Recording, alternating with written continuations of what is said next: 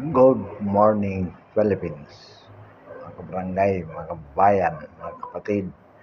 Ngayon po ay araw ng Linggo, July 12, 2026. Pagpatuloy po natin ang ating usapan tungkol sa mainit pa ring issue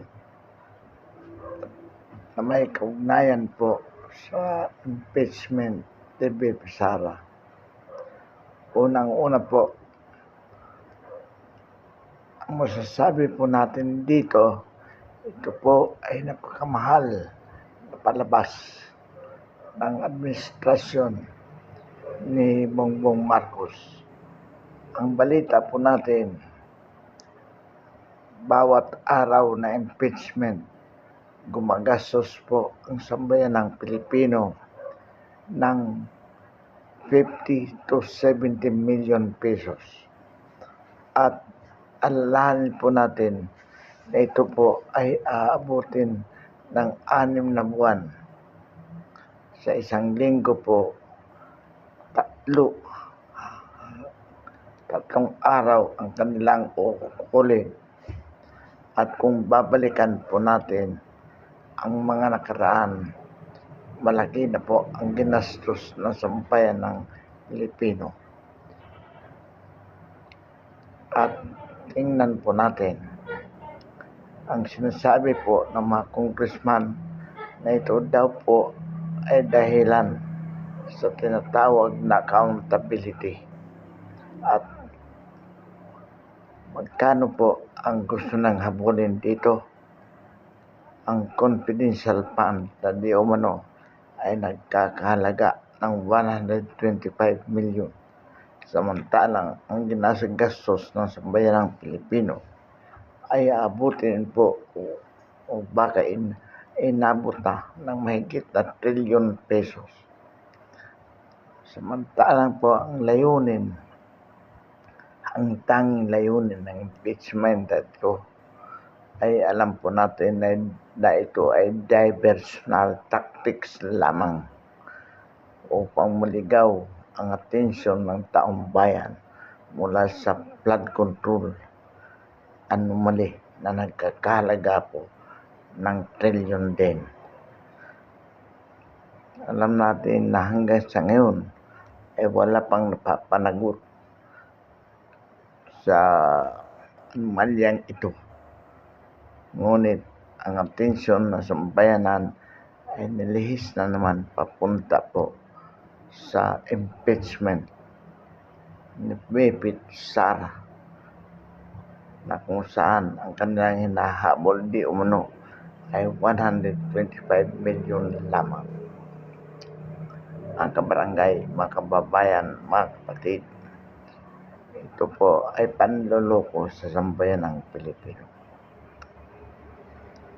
Dito po sa article, dito sa pang-apat na article of impeachment, kung saan inaakusahan ang Vice Presidente ng grave trade at sedition na di umano ay nagsimula sa kanyang press conference kung saan kanyang sinabi na pag pinapatay siya, mayroon ding papatay sa Pangulong Marcos sa kanyang asawa na si Lisa Araneta Marcos at sa dating speaker o former speaker of the house na si Martin Romualdez.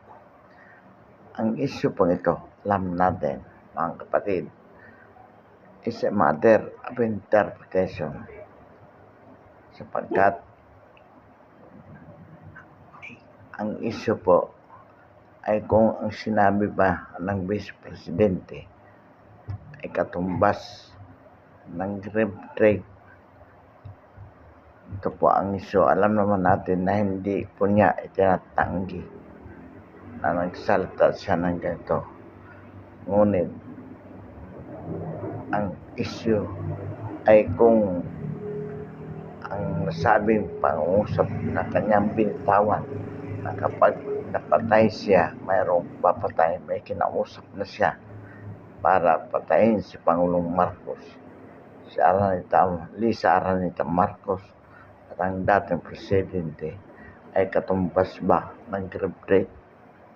Ito po, this is a matter of interpretation na tanging ang Supreme Court lamang ang pwede magbigay ng tamang interpretasyon. Alalahanin po natin na sa principle ng criminal law,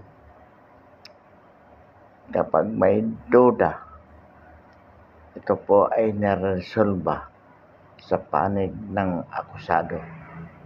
So, ibig sabihin, kung may pagdududa na kung ang sinabi ng Vice Presidente ay grave threat nga, sa makatuwid siya po ay dapat na i-acquit sapagkat yung pagdududa na yan ay dapat maresolba sa kanyang panig. So, ito pong ginagawa ngayon ng prosecution ng kanilang nais na pinapatunayan na authentic ba ang video sa pamamagitan ng NBI agent na si Mr. Calilong. Ito po ay off tangent, kumbaga wala po itong malaking pagpapatunay na ito nga ay ayon o siya nga ang Vice Presidente ay guilty ng grave threat o kaya sedition. Kaya ibig sabihin po, nagsasayang lamang ng pera ang gobyerno para sa walang kwentang impeachment na ito. Pagdating naman po sa accountability, 125 million lamang ang nais nilang habulin na hindi patiyak kung ginasta nga sa maling paraan ang nabanggit na pera ng bayan. Pero ang katotohanan, gumastos na po ng malaki ang gobyerno para habulin ito. So, ibig sabihin po, niluloko lamang ng mga congressmen na ito ang taong bayan at gumagastos tayo ng malaki. Alalahanin po natin na karamihan sa mga congressmen na ito at mga senador, bagay mga senador, na tumanggap po ng malimanitang pera mula sa flood control project, flood control scam na nagkakahalaga po ng trilyon at hanggang sa ngayon ay wala pa pong napapanagot kahit isang opisyalis ng gobyerno. Dito po alam natin na mismo ang presidente sa katauhan ni Bongbong Marcos ang mastermind ng flood control na anomaly na ito. May narinig po tayong balita na minsan sinabi niya na siya ang nagpasimula o siya ang nagpasabog ng anomalyang ito. Kaya ito ngayon ay naimbestigahan sapagkat noong 2025 na kanyang SONA, siya mismo ang nagbanggit ito. Ang sabi niya, mahiya naman kayo. Nakaw niyo ang pera ng bayan. Mga kapatid, mga barangay, mga kababayan, ito po ay strategiya lamang ng ating Pangulo na siya mismo ang nasa likod ng nakawan na ito. Huwag po tayong pabubula sa kanyang ginagawa. Ang impeachment na ito ay diversionary tactics lamang upang sa yun ay malihis ang atensyon ng sambayan ng Pilipino mula sa flood control anomaly papunta sa impeachment.